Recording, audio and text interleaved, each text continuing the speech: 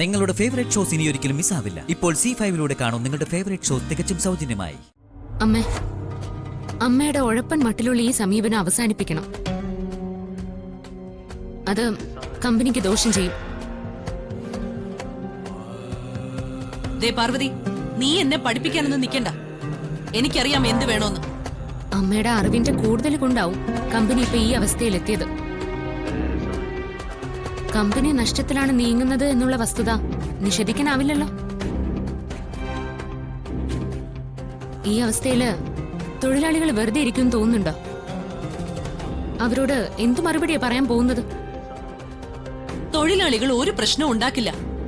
നീയായിട്ട് അവരെ ഇളക്കി വിട്ട് പ്രശ്നം ഉണ്ടാക്കാതിരുന്നാ മതി. നിന്റെ പറച്ചില് കേട്ടിട്ട് നീ തൊഴിലാളികളെ സംഘടിപ്പിച്ച് ഇവിടെ കൊടികെട്ടി സമരം ചെയ്യാൻ പോവാണെന്ന് തോന്നുന്നല്ലോ. അല്ല, അതാണോ നിന്റെ ഉദ്ദേശം? ഏതായാലും കമ്പനി അടച്ചു പൂട്ടുന്നൊരു സിറ്റുവേഷനിലോട്ട് പോയാൻ ഞാൻ സമ്മതിക്കില്ല. അങ്ങനെ ഒരു സിറ്റുവേഷൻ ഉണ്ടാവാതിരിക്കാൻ വേണ്ടി തൊഴിലാളികളെ കൂട്ടി സമരം ചെയ്യേണ്ടി വന്നാ അതും ഞാൻ ചെയ്യും. പാർവതി, പ്ലീസ്, നീ ഇപ്പൊ ഒന്ന് കൂളാവ്.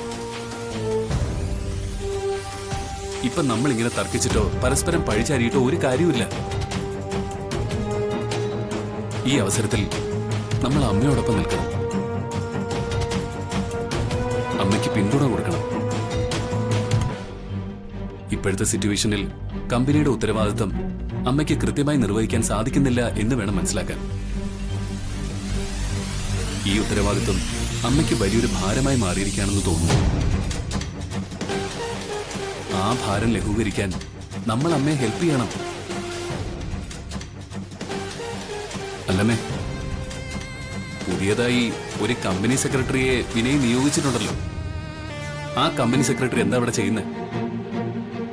എനിക്കൊന്നും അറിയില്ല മോനെ. നീ പറഞ്ഞത് വാസ്തവമാ. എനിക്കെന്റെ ഉത്തരവാദിത്വം എനിക്ക് കറക്റ്റ് ആയിട്ട് നിർവഹിക്കാൻ സാധിക്കുന്നില്ല. പ്രിയയെ കൊണ്ടാണെങ്കിൽ കാര്യമായിട്ടുള്ള പ്രയോജനവും ഇല്ല. ഒരു കണക്കിന് ഈ നഷ്ടത്തിനൊക്കെ കാരണക്കാരി അവളാണെന്ന് തന്നെ പറയാം.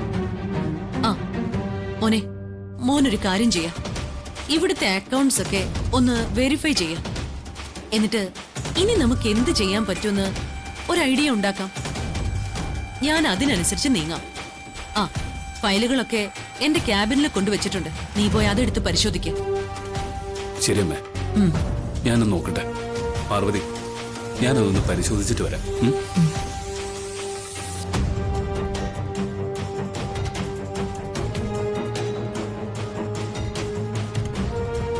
എടീ, നീ എന്ത് കരുതി വിശാലിനെ എനിക്കെതിരെ തിരിക്കാമെന്നോ? അതൊരിക്കലും സാധിക്കില്ലടി. അവനെ ഞാൻ എന്റെ കൈവെള്ളലിട്ട് തിരിക്കും. അതിനുള്ള ബുദ്ധിയും തന്ത്രവും ഒക്കെ എനിക്കുണ്ട്. പിന്നെ നീ അരവിന്ദനെ കൊണ്ട് എന്ത് ചെയ്യിപ്പിക്കാനാ പോകുന്നത്? ഗായത്രി ദേവിയുടെ കൊലപാതകം പുനരന്വേഷിപ്പിക്കാൻ പോന്നോ? പാർവതി, എത്ര പുനരന്വേഷണം നടത്തിയിട്ടും കാര്യമില്ല. അത് പോലീസ് വൈൻഡപ്പ് ചെയ്ത കേസാണ്. അതിനപ്പുറം ഒരു തുമ്പോ തെളിവോ അരവിന്ദിന് കിട്ടാൻ പോകുന്നില്ല. ഇതേ അരവിന്ദ് നടത്തുന്ന ഒരു പാഴ്വേലയാണ്. സത്യം ഒരിക്കലും പുറത്തു വരാൻ പോകുന്നില്ല. സത്യം ഒരു ദിവസം പുറത്തു വരും പ്രഭാവതിയമ്മ. ഞാനത് പുറത്തു കൊണ്ടുവന്നിരിക്കും. അത് എന്റെ നിയോഗം. ആ നിയോഗം ഞാൻ നിറവേറ്റിയിരിക്കും. നമുക്ക് കാണാവിടി. കാണാം.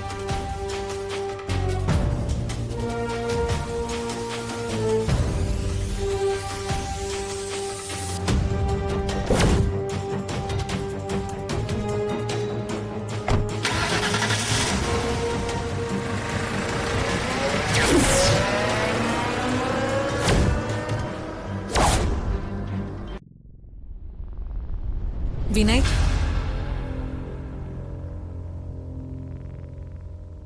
എന്തറിയാ? കമ്പനിയിൽ നടക്കുന്ന കാര്യങ്ങൾ വല്ലതും നിങ്ങൾ അറിയുന്നുണ്ടോ? അവിടെ എന്ത് സംഭവിച്ചു? നിങ്ങൾ പ്യൂണാക്കിയവൻ വീണ്ടും ഓഫീസിൽ കയറി അക്കൗണ്ട്സും മറ്റും പരിശോധിക്കാൻ തുടങ്ങി. അല്ല, നീ എന്തായി പറയുന്നത്? വിശാൽ അവിടെ അക്കൗണ്ട്സ് പരിശോധിക്കുകയാണെന്ന്. അവനോടാരാണ് അക്കൗണ്ട്സ് നോക്കാൻ പറഞ്ഞത്? അമ്മയിലായിരുന്നു അവിടെ. അമ്മ തന്നെയാ അയാളെ അതിന് നിയോഗിച്ചത്. ഈ അമ്മ എന്തിനാ അവനെ അതിന് അനുവദിച്ചത്? ഒഫീഷ്യൽ കാര്യങ്ങളിൽ അവനെ ഒരിക്കലും ഇടപെടുത്തരുതെന്ന് ഞാൻ അമ്മയോട് പ്രത്യേകം പറഞ്ഞിട്ടുള്ളതല്ലേ. എന്നിട്ട് അമ്മ അത് മറന്നുപോയോ? അതോ അമ്മയ്ക്ക് അവനോട് സഹതാപം തോന്നി തുടങ്ങിയോ? അമ്മ ഞാൻ ഒന്ന് വിളിക്കട്ടെ. വേണ്ട വേണ്ട, ഇപ്പൊ വിളിക്കണ്ട. ഞാൻ പറയുന്നത് മുഴുവൻ കേക്ക്, എന്നിട്ട് വിളിച്ചാ മതി. അമ്മയോട് ഇതിപ്പോ തന്നെ ചോദിച്ചില്ലെങ്കിൽ എനിക്ക് സമാധാനം കിട്ടില്ലറിയാം. ഈ വിവരം ഞാൻ നിങ്ങളുടെ അമ്മയോട് ചോദിച്ചതാ. വിശാലിനെ തൽക്കാലം ഒതുക്കാൻ വേണ്ടി മാത്രമാണ് അക്കൗണ്ട്സ് പരിശോധിക്കാൻ ഏർപ്പെടുത്തിയെന്നാണ് ആന്റി പറഞ്ഞത്. അല്ല, അവനെ എന്തിനെ ഇപ്പൊ ഒതുക്കണം?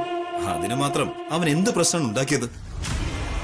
വിനയ്, നമ്മുടെ കമ്പനി ഇപ്പോ നഷ്ടത്തിലാണ് നീങ്ങുന്നതെന്നുള്ള വിവരം കമ്പനിയിലെ തൊഴിലാളികൾ അറിഞ്ഞു കഴിഞ്ഞു. അതറിഞ്ഞിട്ട് അവര് വിശാലിനെ കണ്ട് പരാതിപ്പെട്ടു. അവരുടെ പരാതി കേട്ട് വിശാലും പാർവതിയും ചേർന്ന് ആന്റിയെ ക്വസ്റ്റ്യൻ ചെയ്തു. നഷ്ടോടനെ പരിഹരിച്ചില്ലെങ്കിൽ തൊഴിലാളികളെയും കൂട്ടി പ്രക്ഷോഭം തുടങ്ങുമെന്ന് പാർവതി ആന്റിയെ വെല്ലുവിളിച്ചു. അങ്ങനെ ഒരു മൂവ്മെന്റ് അവരുടെ ഭാഗത്തുനിന്ന് ഉണ്ടാവാതിരിക്കാൻ വേണ്ടിയാണ് ആന്റി ഈ നാടകം കളിക്കുന്നത്. മുന്നും പിന്നും നോക്കാതെ അമ്മ അവനെ അക്കൗണ്ട്സ് ഏൽപ്പിക്കാൻ പാടില്ലായിരുന്നു. അത് ഞാൻ ആന്റിയോട് പറഞ്ഞു. ഇനി അവൻ നുഴഞ്ഞ് അക്കൗണ്ട്സ് കയറുമോ? പാർവതി കുത്തിത്തിരിപ്പുണ്ടാക്കിയിട്ടാവും വിശാൽ ഇപ്പോ തല പൊക്കി തുടങ്ങിയത്. എന്നെ കമ്പനി സെക്രട്ടറി ആക്കിയത് എന്തിനാണെന്ന് അയാൾ ആന്റിയോട് ചോദിച്ചു. ഓഹോ, അപ്പൊ ഇത്രയൊക്കെ സംഭവ വികാസങ്ങൾ കമ്പനിയിൽ നടക്കുന്നുണ്ടല്ലേ? ഇതിങ്ങനെ വിട്ടാ പറ്റില്ലല്ലോ. അവനെ അവളെ ഒതുക്കണം, ഒതുക്കിയേ തീരും. വിശാൽ എന്നെ ചോദ്യം ചെയ്തു എന്ന് അറിഞ്ഞപ്പോ മുതൽ എനിക്ക് കലി കയറിയിരിക്കുക. നീ വിഷമിക്കണ്ടറിയാം, അവന്റെ പത്തി ഞാനടിച്ച് താഴ്ത്തിക്കോളാം. ഉടനെ തന്നെ അത് ചെയ്യണം. ഇല്ലെങ്കിൽ ഒത്തിരി പ്രതിസന്ധികൾ നമ്മൾ നേരിടേണ്ടി വരും. കമ്പനി നഷ്ടത്തിലാണെന്നറിഞ്ഞ് അസ്വസ്ഥരായിരിക്കുന്ന തൊഴിലാളികളെ അവർക്ക് ഇളക്കി വിടാൻ എളുപ്പമാണ്. തൊഴിലാളികൾ പ്രക്ഷോഭത്തിനിറങ്ങിയാൽ പിന്നെ കാര്യങ്ങളെല്ലാം കൈവിട്ടു പോകും. അല്ല, കമ്പനി നഷ്ടത്തിലായതാണ് ഇപ്പൊ ഏറ്റവും വലിയ പ്രതിസന്ധി.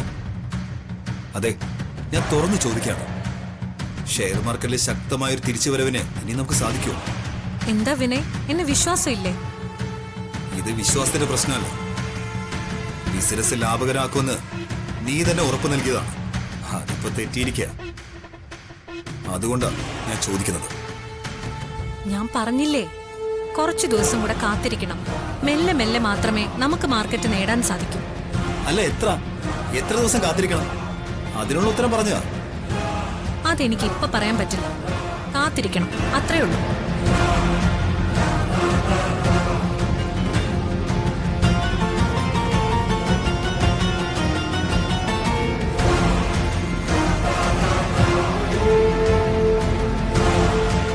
ഡൗൺലോഡ് ചെയ്യൂ C5 ആപ്പ്. കാണൂ എല്ലാ എപ്പിസോഡുകളും സൗജന്യമായി.